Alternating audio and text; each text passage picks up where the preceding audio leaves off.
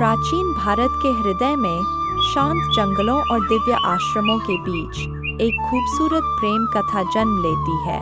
शकुंतला और राजा दुष्यंत की कहानी।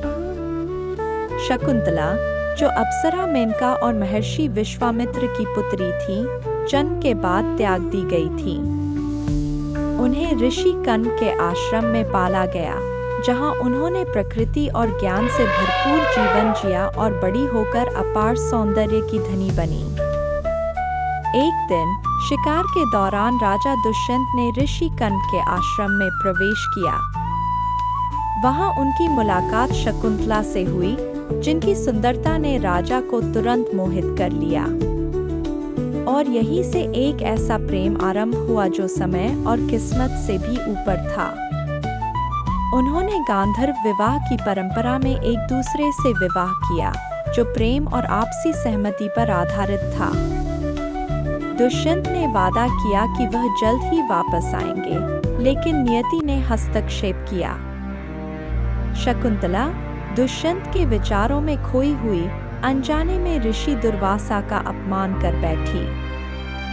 क्रोधित ऋषि ने उसे शाप दिया कि दुष्यंत उसे पूरी तरह से भूल जाएंगे, जब तक वह उसे वह अंगूठी न दिखाए जो उन्होंने दी थी।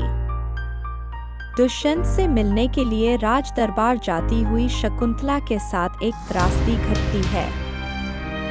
नदी पार करते समय अंगूठी पानी में गिर जाती है और उसके साथ राजा दुष्यंत की यादें भी धुंधली हो जाती हैं। जब शकुंतला दरबार में पहुंचती है, तो दुष्यंत उसे पहचानने से इनकार कर देता है।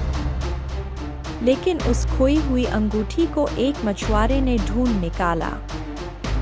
जब अंगूठी राजा दुष्यंत को मिली, तो उनकी सारी यादें लौट आईं। पछतावे से भरे, वह शकुंतला की तलाश में निकल पड़े। अंततः उनके बीच एक हृदयस्पर्शी पुनर्मिलन हुआ और उनका प्रेम फिर से पूर्ण हुआ।